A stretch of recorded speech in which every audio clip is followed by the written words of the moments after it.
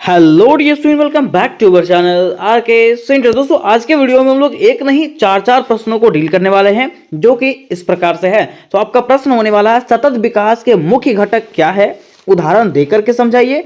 अथवा मैं आपको पूछ सकता है, उच्च शिक्षा में सतत विकास की क्या भूमिका है, उसके बारे में बताइए। तीसरा आपको पूछ सकता है, सतत विकास के समक्ष प्रमुख नीतियां, कार्यक्रम और चुनौतियां क्या क्या है, उसके बारे में बताइए। और चौथा आपको पूछ सकता है, सतत विकास लक्ष्य, जिसको हम लोग SDAS कहते हैं, और मिलेनियम विकास लक्ष्य, जिसको MGAS कहते हैं, ठीक है, इसका क्या उद्देश्य है। मीन्स अगर ये चारों प्रश्नों में से कोई भी प्रश्न आता है तो आपको सेम प्रकार से आंसर लिखना है, जिस प्रकार से मैं आपको बताऊंगा। तो सबसे पहले हम लोग यहाँ पे ये जानेंगे कि आखिर सतत विकास क्या होता है। क्या जानेंगे कि आखिर सतत विकास हम लोग कहते हैं किसको है, क्योंकि अगर हम लोग सतत विकास को जानेंगे तो सतत विकास अगर हम लोग समझ जाते हैं ना, तो ये पूरे क्वेश्चन को समझ जाते हैं, क्योंकि सारा क्वेश्चन जो ना सतत विकास से ही बना हुआ है। तो सबसे पहले हम लोग समझते हैं सतत विकास का मतलब क्या होता है। तो जहां भी आपको वर्ड दिख जाए सतत विकास, क्या दिख जाए, सतत विकास का वर्ड दिख जाए, आपको सीधा समझना है लगातार विकास करना। मीन्स बिना रुके लगातार विकास करना ही क्या कहलाता है, सतत विकास। क्या कहलाता है, सतत विकास। लेकिन भविष्य की चीजों को देख करके, मीन्स कह सकते हैं कि वैसा विकास जिसमें हम लोग भविष्य के बारे में भी सोचकर विकास करते हैं। ठीक है, जैसे कि मान लीजिए अभी सरकार जो है वो रोड बनवा रही है, ठीक है, तो रोड बनवाने के लिए क्या कर रही है, पेड़ों की कटाई कर रही है ना। तो अभी मान लीजिए हमारा जिंदगी कैसे भी चल जा रहा है, लेकिन आने वाले समय में मान लीजिए अगर और भी रोड बनवा रहा रहेगा और रोड बनवाने के लिए सारे पेड़ काट दिए जाएंगे, तो क्या ऑक्सीजन मिल पाएगा, नहीं मिल पाएगा। तो वही कह रहा है, सतत विकास का मतलब होता है विकास करिए लेकिन भविष्य को भी देख करके विकास करिए। ऐसा नहीं कि अभी विकास करिए और कुछ दिनों में ये खत्म हो जाएगा, पूरा जीवन ही समाप्त हो जाएगा। ऐसा विकास करें ताकि वो भविष्य तक चल सके। ठीक है, तो सबसे पहले हम लोग लिखेंगे आंसर, और आंसर में लिखेंगे सतत विकास का अर्थ। क्या लिखेंगे, सतत विकास का अर्थ। और लिखेंगे इस प्रकार से कि सतत विकास का अर्थ होता है बिना रुके लगातार विकास करना। सतत विकास का अर्थ क्या होता है, बिना रुके लगातार विकास करना, अर्थात ऐसा विकास जो आज के साथ साथ आने वाले कल का भी ध्यान रखे, उसे ही हम लोग क्या कहते हैं, सतत विकास कहते हैं। मींस अभी जो हम लोग कर रहे हैं, अभी जो विकास कर रहे हैं उसका भी ध्यान रखना है और आने वाले कल का भी ध्यान रखना है। ठीक है, कि आगे हम लोग क्या करेंगे। वही मैंने एग्जांपल दिया कि मान लीजिए रोड बनवाने के लिए अगर पूरे पेड़ को काट दिया जाए तो आने वाले समय में ऑक्सीजन हम लोग को मिलेगा कहां से। अभी विकास करने के लिए हम लोग रोड बनवाने के लिए पेड़ तो काट दे रहे हैं, लेकिन बाद में ऑक्सीजन कहां से मिलेगा। तो वैसा विकास हम लोग को करना है क्या, नहीं करना है। वैसा विकास करना है जिससे हम लोग को भविष्य में भी कोई तकलीफ ना हो। ठीक है, अब दूसरा हम लोग लिखेंगे सतत विकास की परिभाषाएं। क्या लिखेंगे, सतत विकास की परिभाषाएं, और जानेंगे कि आखिर सतत विकास की क्या क्या परिभाषाएं हो सकती है। तो लिखेंगे इस प्रकार से कि सतत विकास एक ऐसा विकास है जो वर्तमान की जरूरतों को पूरा करे लेकिन भविष्य की पीढ़ियों की जरूरतों को भी ध्यान में रखे। वही मैंने आपको कहा कि सतत विकास एक ऐसा विकास होता है जो वर्तमान की जरूरतों को तो पूरा करे ही, लेकिन वो भविष्य की पीढ़ियों का भी जरूरत का ध्यान रखे कि आखिर उन लोगों को भी ये चीज का जरूरत पड़ेगा, है ना। कहा गया कि इसका मुख्य उद्देश्य पर्यावरण, समाज और आर्थिक संतुलन बनाए रखना है ताकि संसाधनों का सही इस्तेमाल हो और वे लंबे समय तक उपलब्ध रहे। कह रहा ना कि सतत विकास का मुख्य उद्देश्य होता है कि पर्यावरण, समाज और आर्थिक संतुलन बनाए रखना। ठीक है, ये सब चीज को संतुलन में रखना है ताकि संसाधनों का जो है वो सही से इस्तेमाल हो सके और वो जो है लंबा समय तक चले। ठीक है, अब देखिए नेक्स्ट पॉइंट पे हमको कहा गया है कि सतत विकास एक ऐसा विकास की प्रक्रिया है जिसके अंतर्गत यह कहा गया है कि हम संसाधनों जैसे कि पानी हो गया, जंगल हो गया, ऊर्जा का इस्तेमाल इस तरह से करें ताकि वे खत्म ना हो और पर्यावरण को भी नुकसान ना पहुंचे। मीन्स कह रहा है कि सतत विकास एक ऐसा प्रक्रिया है जिसके माध्यम से ये बताया गया है कि हम अपने संसाधनों का प्रयोग इस प्रकार से करें कि वो खत्म ना हो, है ना, और उससे पर्यावरण को भी कोई नुकसान ना पहुंचे। कह रहा सतत विकास का उद्देश्य जो है वो पर्यावरण, समाज और अर्थव्यवस्था के बीच संतुलन बनाए रखना है। जो मैंने ऊपर बताया वो यहाँ पे कहा गया कि सतत विकास का उद्देश्य होता है पर्यावरण, समाज और अर्थव्यवस्था के बीच में संतुलन बना के रखना।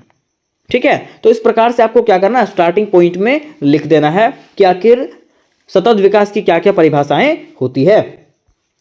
अब देखिए यहाँ पे उदाहरण के तौर पे हम लोग समझें तो कहा गया कि पेड़ लगाना और कटाई के बाद नए पेड़ लगाना। ठीक है, जैसे मान लीजिए पेड़ लगाएंगे हम लोग, क्या लगाएंगे? पेड़ लगाएंगे। ठीक है, तो पेड़ लगाएंगे, मान लीजिए उसको काट दिया गया, ठीक है, रोड बनाने के लिए आप काट रहे हैं, है ना, तो उसके लिए क्या करें, आप नए पेड़ लगवाएं उसके जगह पे। ठीक है, ताकि नए पेड़ लगेंगे तो वो कुछ दिनों में बड़े हो जाएंगे, फिर वो भी ऑक्सीजन देना चालू कर देंगे। फिर कह रहा है कि ऊर्जा के लिए सौर ऊर्जा या तो पवन ऊर्जा का इस्तेमाल करना। ठीक है, आप अगर ऊर्जा का इस्तेमाल कर रहे हैं तो उसके लिए सौर ऊर्जा में सूर्य की ऊर्जा और पवन ऊर्जा, क्योंकि ये कभी खत्म होने वाला ऊर्जा नहीं है ना, तो ये सब ऊर्जा का उपयोग करें। फिर तीसरा कह रहा है कि पानी का बचाव और सही इस्तेमाल। सतत विकास में कहा जाता है कि हम लोगों को पानी का बचाव करना चाहिए या उसके साथ साथ सही इसका इस्तेमाल करना चाहिए। जहां पे एक ही बाल्टी का उपयोग होता है वहां पे 5-6 बाल्टी नहीं खत्म करना पानी हम लोग को। ठीक है, अब हमारा क्वेश्चन था कि सतत विकास के मुख्य घटकों का वर्णन करें। क्या करें? सतत विकास के मुख्य घटकों का वर्णन करें। तो लिखेंगे इस प्रकार से कि सतत विकास का उद्देश्य वर्तमान और भविष्य की पीढ़ियों की आवश्यकताओं को पूरा करना है। क्या कहा गया कि सतत विकास का अर्थ होता है, तो उद्देश्य होता है कि वर्तमान में अभी के पीढ़ियों और भविष्य की पीढ़ियों में आने वाले व्यक्तियों के भी आवश्यकताओं को पूरा करना है। ऐसा नहीं कि अभी सब कुछ खत्म कर देना है, जबकि प्राकृतिक संसाधन और पर्यावरण के संरक्षण पर ध्यान दिया जाता है। उसके साथ साथ इसमें जो है ना प्राकृतिक संसाधनों और पर्यावरण के संरक्षण पर भी ध्यान दिया जाता है। कहा गया कि इसके 3 मुख्य घटक हैं। इसके सतत विकास के प्रमुख रूप से 3 घटक हैं। कौन सा? पहला है आर्थिक विकास। क्या है? आर्थिक विकास। कहा गया कि इसका अर्थ है आर्थिक क्षेत्रों में इस प्रकार विकास करना जिससे रोजगार के अवसर बढ़े और लोगों को जीवन स्तर में सुधार हो। कह रहा है कि सतत विकास का जो पहला घटक है वो क्या है? आर्थिक विकास। कह रहा है कि विकास इस प्रकार से करना चाहिए जिससे लोगों को जो है क्या मिले? रोजगार मिले और रोजगार का अवसर मिले और उसका जीवन स्तर जो है वो सुधरे। उदाहरण के तरीके समझिएगा कि नवीकरणीय ऊर्जा। ठीक है, मान लीजिए अगर आपको ऊर्जा का उपयोग करना है तो हम लोग बिजली दूसरा चीज का यूज ना करके हम लोग सौर ऊर्जा और पवन ऊर्जा का उपयोग कर सकते हैं, है ना।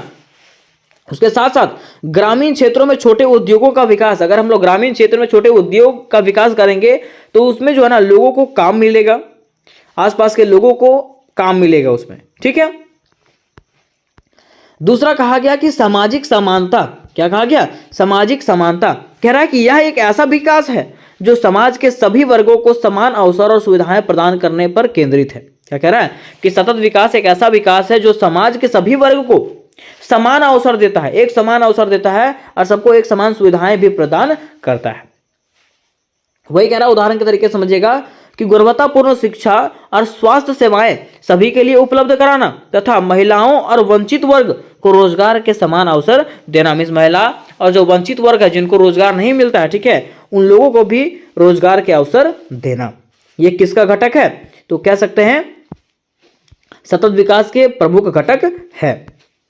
तीसरा इसका प्रमुख घटक है पर्यावरणीय संतुलन। क्या है? पर्यावरणीय संतुलन। कहा गया कि इसका लक्ष्य प्राकृतिक संसाधनों का संरक्षण करना, पर्यावरणीय नुकसान को कम करना है। उसके क्या कहा गया कि सतत विकास का लक्ष्य होता है प्राकृतिक संसाधनों का संरक्षण करना, बचाना उसको, है ना, और पर्यावरण को नुकसान होने से बचाना। उदाहरण के तौर पर समझिएगा, लिखा हुआ है वनों की कटाई रोकना तथा जल स्रोतों का संरक्षण करना। जल स्रोत जो होता है उसका संरक्षण करना और वर्षा जल मीन्स पानी जो गिरता है उसका क्या करना? संचयन करना, उसको जमा करके रखना। ये किसके अंतर्गत बताया जाता है? तो सतत विकास के घटक के अंतर्गत में बताया जाता है। ठीक है, तो यहां तक हम लोगों ने ये कंप्लीट कर लिया कि आखिर सतत विकास के कौन से प्रमुख घटक हैं। अब हमारा क्वेश्चन में ये भी पूछा था कि आखिर उच्च शिक्षा में सतत विकास की क्या भूमिका रही है। उच्च शिक्षा में सतत विकास की भूमिका क्या रही है उसके बारे में बताना है। तो कहा जाता है कि उच्च शिक्षा सतत विकास के लक्ष्यों को समझने, अपनाने और बढ़ावा देने में महत्वपूर्ण भूमिका निभाती है। मीन्स कह रहा है ना कि अगर हम लोग उच्च शिक्षा प्राप्त करेंगे तो उच्च शिक्षा प्राप्त करने वाले व्यक्ति जो है ना पर्यावरण को ध्यान में रखते हैं। ठीक है, उसके साथ साथ मीन्स हर वो चीज करेंगे जिससे पर्यावरण को क्षति ना हो। वह यहां पे कह रहा है कि उच्च शिक्षा सतत विकास के लक्ष्यों को समझने, सतत विकास का जो लक्ष्य होता है वो समझ सकते हैं उच्च शिक्षा प्राप्त करने वाले विद्यार्थी, है ना, और वो अपने महत्वपूर्ण भूमिका भी निभा सकते हैं उसमें। कह रहा है कि उसका उद्देश्य छात्रों, शोधकर्ताओं और समाज को पर्यावरण, समाज और अर्थव्यवस्था के संतुलन को बनाए रखने की शिक्षा देना है। क्या कह रहा है कि इसका उद्देश्य है कि छात्रों को, जो स्टूडेंट हैं, जो शोधकर्ताएं हैं, मीन्स जो खोज करते हैं किसी चीज का, ठीक है, और समाज को पर्यावरण, समाज और अर्थव्यवस्था को संतुलन बनाए रखने की शिक्षा देना, मीन्स कैसे उसको संतुलित करना है ना, उसका शिक्षा देना इसका उद्देश्य होता है। किसका? सतत विकास का। कह रहा है इसकी मुख्य भूमिकाएं का वर्णन निम्नलिखित रूपों में किया गया है, जिसमें से पहला इसका मुख्य भूमिका है जागरूकता फैलाना। क्या है? जागरूकता फैलाना। कहा गया है कि विश्वविद्यालय और कॉलेज पर्यावरण, संसाधन बचत और अस्थायी जीवन शैली के महत्व पर ध्यान केंद्रित करते हैं। मीन्स उच्च शिक्षा प्राप्त करने वाले जो विश्वविद्यालय होते हैं, ठीक है, वो लोग क्या करते हैं, तो पर्यावरण, संसाधन बचत और अस्थायी जीवन शैली के महत्व पर उन लोगों को ध्यान केंद्रित करवाते हैं। मीन्स बताते हैं कि कैसे हम लोग को पर्यावरण को बचाना है, ठीक है, कैसे संसाधन को बचाना है और कैसे अस्थायी जीवन शैली को अपनाना है। दूसरा, शोध और नवाचार। मीन्स कह रहा है कि उच्च शिक्षा संस्थान नई तकनीकों और विधियों पर शोध करते हैं। मीन्स कह रहा है कि उच्च शिक्षा संस्थान जो है, मीन्स हायर शिक्षा संस्थान जो है, वो लोग क्या करते हैं, नए नए तकनीकों का खोज करते हैं और नई नई विधियों के माध्यम से क्या करते हैं, खोज करते हैं और मतलब उन लोगों को बताते हैं, पढ़ाई करवाते हैं, जो पर्यावरण को नुकसान पहुंचाए बिना विकास में मदद करता है। जो क्या करता है, पर्यावरण को बिना नुकसान पहुंचाए विकास में मदद करता है। अब देखिए तीसरा हमारा प्रश्न था सतत विकास की प्रमुख नीतियां और कार्यक्रम। तीसरा प्रश्न क्या था कि बताइए कि सतत विकास की प्रमुख नीतियां क्या क्या है और इसके क्या क्या प्रमुख कार्यक्रम है। तो इसका प्रमुख नीतियां जो आया था और कार्यक्रम जो चलाया गया था, वो पहला था राष्ट्रीय पर्यावरण नीति, जो कब आया था, 2006 ईस्वी में। कब आया था? 2006 ईस्वी में। कहा जाता है कि यह नीति पर्यावरण संरक्षण और सतत विकास के लिए बनाई गई है। यह जो नीति बनाया गया था, कौन सा, राष्ट्रीय पर्यावरण नीति, ये क्यों बनाया गया था, तो पर्यावरण के संरक्षण और सतत विकास के लिए बनाया गया था। उसके बाद दूसरा नीति जो अपनाया गया वो कौन सा, स्वच्छ भारत मिशन। कौन सा? स्वच्छ भारत मिशन। इसका क्या उद्देश्य था, तो कहा जाता है कि स्वच्छता बढ़ा करके पर्यावरण को स्वस्थ और टिकाऊ बनाना। मीन्स यहाँ की स्वच्छता को बढ़ा करके पर्यावरण को क्या करना, स्वस्थ बनाना। ये किसका उद्देश्य था, तो स्वच्छ भारत मिशन का, जो सतत विकास के अंतर्गत में आता है। फिर देखिए इसका तीसरा जो नीति था वो है राष्ट्रीय सौर मिशन। क्या था? राष्ट्रीय सौर मिशन। मीन्स कहा गया ना कि सौर ऊर्जा को बढ़ावा देना ताकि नवीकरणीय ऊर्जा का इस्तेमाल बढ़ सके, ठीक है। मीन्स इसके तहत कहा गया था कि सौर ऊर्जा को बढ़ावा देना, मीन्स ज्यादा से ज्यादा सौर ऊर्जा का उपयोग करें, मीन्स नवीकरणीय ऊर्जा का उपयोग करें, जो खत्म नहीं होगा, कभी भी खत्म नहीं होगा।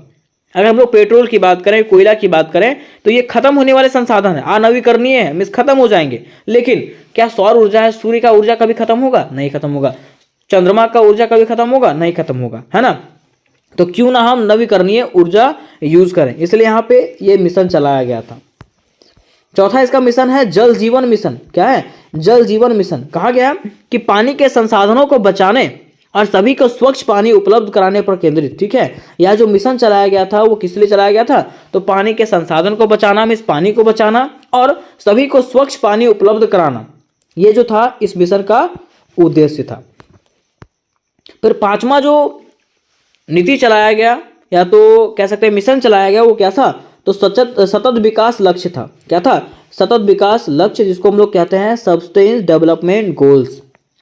कहा जाता है कि संयुक्त राष्ट्र द्वारा 2030 तक 17 लक्ष्य निर्धारित किए गए हैं। संयुक्त राष्ट्र संघ ने जो है ना 2030 तक कहा है कि 17 लक्ष्य बनाए हैं, जिसमें से गरीबी उन्मूलन, मीन्स गरीबी को हटाना, शिक्षा और पर्यावरण संरक्षण शामिल है। मीन्स कह सकते हैं कि संयुक्त राष्ट्र ने ऐसा कहा है कि 2030 आते आते हम लोगों को गरीबी हटा देना है, जड़ सहित खत्म कर देना है, शिक्षा में सबसे पावरफुल होना है और पर्यावरण का संरक्षण करके रखना है, तभी आने वाले पीढ़ी जो है वो सुरक्षित हो सकते हैं, है ना। अब देखिए यहाँ पे हमारा क्वेश्चन ये भी कहा था कि सतत विकास के समक्ष चुनौतियां, कि आखिर सतत विकास के समक्ष कौन सी चुनौतियां आ रही है, मीन्स सामने कौन से चुनौतियां, कौन से परेशानी है। तो पहला परेशानी है प्राकृतिक संसाधनों की कमी। क्या है? प्राकृतिक संसाधनों की कमी। कह रहा है कि संसाधनों का अत्यधिक उपयोग, जैसे पानी, जंगल और खनिजों का समाप्त होना। मीन्स लोग क्या कर रहा है, यहाँ पे संसाधनों का अत्यधिक उपयोग कर रहा है, और जब अत्यधिक उपयोग कर रहा है तो क्या हो रहा है यहाँ पे संसाधन जो है, पानी हो गया, जंगल हो गया, खनिज हो गया, ये सब क्या हो रहा है, धीरे धीरे समाप्त होते जा रहे हैं। तो ये सब चुनौतियां जो है सतत विकास के सामने है। दूसरा चुनौती है कि यहाँ पे पर्यावरण प्रदूषण फैल रहा है। कह रहा है कि जल, वायु और मिट्टी का प्रदूषण सतत विकास को कठिन बनाता है। ठीक है, ये सब जो प्रदूषण है ना, ये सतत विकास को क्या कर रहा है, तो चुनौतियां दे रहा है। फिर तीसरा इसका चुनौती है गरीबी और असमानता। जैसा कि हम लोग देखें तो हमारे देश में गरीबी और असमानता बहुत ज्यादा फैला हुआ है। वह कह रहा है कि गरीबों तक सुविधाएं ना पहुंच पाना सतत विकास को बाधित करता है। ठीक है, सतत विकास के तहत जो फैसिलिटीज हैं वो गरीबों तक पहुंच पाता नहीं है, जो सुविधाएं हैं वो गरीबों तक नहीं पहुंच पाता है। ये सतत विकास को बाधित करता है, मीन्स इसको रोक के रखता है, इसको चुनौती है ना। फिर चौथा है जागरूकता की कमी। क्या है, जागरूकता की कमी। कह रहा है ना कि ग्रामीण क्षेत्रों और समाज के बड़े हिस्सों में सतत विकास के बारे में जानकारी नहीं है। मीन्स कह रहा है कि ग्रामीण जो क्षेत्र हैं, गांव के जो लोग हैं, उसको सतत विकास के बारे में जानकारी नहीं है। और जब जानकारी नहीं है तो लोग जो है ना संसाधनों का अत्यधिक दोहन कर रहे हैं, मीन्स जो जरूरत नहीं है उसका भी यूज कर रहे हैं। ठीक है, तो इससे जो है सतत विकास को चुनौती मिलते जा रही है। तो यहाँ दोस्तों हम लोगों ने ये क्वेश्चन को कंप्लीटली जान गया। अब अंत में हमारा आता है निष्कर्ष। क्या आता है, निष्कर्ष। और निष्कर्ष लिखना अंत में बड़ा ही आवश्यक है। लिखेंगे इस प्रकार से कि सतत विकास को सफल बनाने के लिए उच्च शिक्षा, मजबूत नीतियां और सामूहिक प्रयास की आवश्यकता है। अगर हम लोग को सतत विकास को सफल बनाना है ना, तो उसके लिए उच्च शिक्षा, मजबूत नीतियां बना के रखना पड़ेगा, सामूहिक प्रयास मीन्स एकजुट होकर के कार्य करना पड़ेगा। कह रहा चुनौतियों के बावजूद भी सही जागरूकता और संसाधन के बेहतर प्रबंधन से इसे हासिल किया जा सकता है। ठीक है, हालांकि रास्ते में कई कठिनाइयां आएंगी, लेकिन अगर हम लोग मजबूती से खड़ा रहेंगे ना और सही से जागरूकता रहेगा लोगों के बीच में, ठीक है, और संसाधनों का बेहतर से उपयोग करेंगे, तो इसको जो है हम लोग सफल बना सकते हैं। किसको, सतत विकास को। तो उम्मीद कर दोस्तों कि यह प्रश्न आपको क्लियरली समझ में आ गया होगा, और अगर समझ में आ गया होगा तो वीडियो को लाइक करें, अपने दोस्तों के साथ शेयर करें और चैनल को भी सब्सक्राइब करके अवश्य रख लें। तो मिलता है नेक्स्ट वीडियो में, तब तक के लिए जय हिंद, जय भारत।